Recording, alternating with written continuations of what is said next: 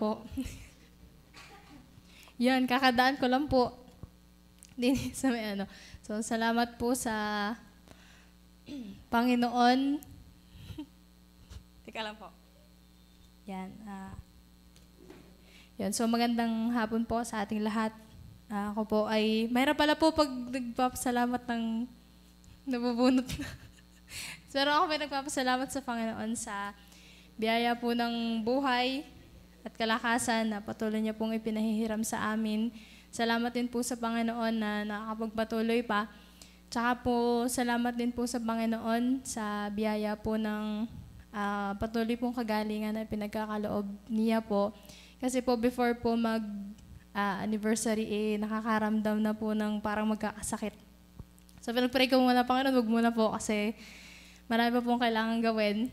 Kaya po after po ng anniversary ng Monday po, ano ko pong ginawa natin nun.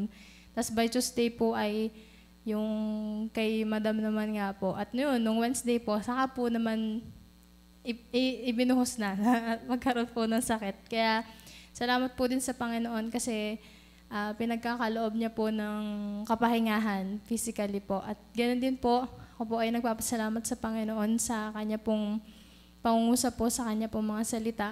Kasi yun po ay nakaugalian ko na mismo po personally kapag may sakit ay mas inilalaan ko po siya sa prayer at saka po sa Bible reading at yung pong panonood po ng yung makakatulong po sa spiritual pong buhay.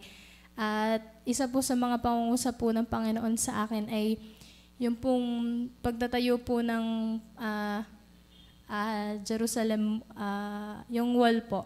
So, anong nangyari nun ay ang mga tao po ay nagtatayo po ng wall. Pero hindi po lahat ay masaya sa pagtatayo ng wall na yon. Ang ilan po doon ay sila po ay inaatake, ganon. Pero ang sabi po doon sa talata, ang ginawa po nila, sila po ay naghanda na yung mission po nila na magtayo po ng wall ay pinagpatuloy nila. Pero sa kabilang banda, ang hawak po ng isang kamay ay para gumawa. Samantalang ang hawak po ng isang kamay ay weapon. So yun po'y maihalin tulad natin sa ating buhay Kristiyano na may pinagagawa po sa atin ang Panginoon na mission. And then sa kabilang banda, wag din natin pong kakalimutan na in order for us to fulfill the mission is to be ready po na meron po tayong kaaway na kailangan labanan. At salamat po sa Panginoon din sa buhay at kalakasan, maging sa pamilya po na meron. Ako po ay nagpupurit, nagpapasalamat sa Panginoon doon.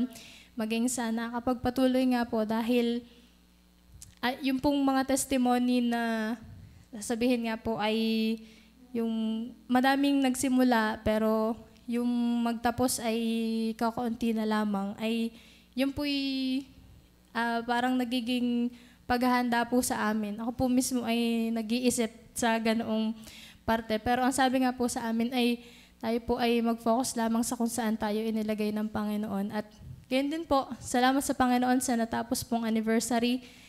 Biyaya po ng Panginoon ay kanya pong ginamit po sa mga bata. At ang nakakatuwa po doon ay hindi pa man po sila yung mismong yung bunga na sila po ay sabihin na save na. Pero yung progress po na ipinakikita po ng Panginoon personally po sa akin na napapansin po ng mga magulang na yung kanilang mga anak ay natututo na ganito na sila sa bahay, ganito ganyan, na sila po ay nagsasaulo ng mga verses. Salamat po sa Panginoon na yung unti-unti po, yung may itinatanim, nakikita ko po yung sarili ko din na kagaya po nung ako'y bata na dati po ay yung ang kauna-unahan ko pong natutunan sa church na ito ay Trinity. Yun, hanggang ngayon ay hindi ko po nakakalimutan yung nagturo po yung nakalimutan ko na, pero yung itinuro po ay hindi pa. Kaya ayun po, ang patuloy na paalala rin po sa sarili ay lahat po ng aking ginagawa at ginagawa ng bawat isa sa atin ay hindi walang kabuluhan. Basta ito po ay ginagawa natin sa Panginoon. Kaya ang papurit pasalamat po ay sa Panginoon lamang.